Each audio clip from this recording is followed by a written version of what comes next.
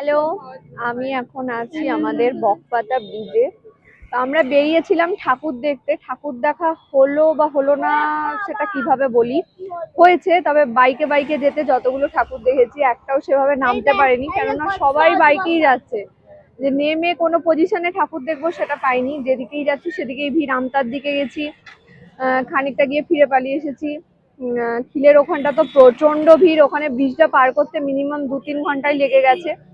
তার জন্য আমরা ভেতরের রাস্তা দিয়ে চলে এলাম। আমি এখন আছি বকপাতা ব্রিজে। এই যে এখানে সময় কাটানো অনেক ভালো। কিভাবে যে এটা হেঁটে ঠাকুর দেখা আর গাড়িতে ঠাকুর দেখার মধ্যে অনেক তফাৎ আছে। হেঁটে ঠাকুর দেখতে ভালো লাগে, হাঁটবো, ভিড় আছে, চলে যাব, কিন্তু এই বাইক নিয়ে ওই টুকটুক করে যাওয়া অসম্ভব ব্যাপার। তো তোমরা কারা কারা আজকে ঠাকুর দেখতে বেরিয়েছো অবশ্যই কমেন্ট করে জানিও। এই যে আমরা সবাই আছি।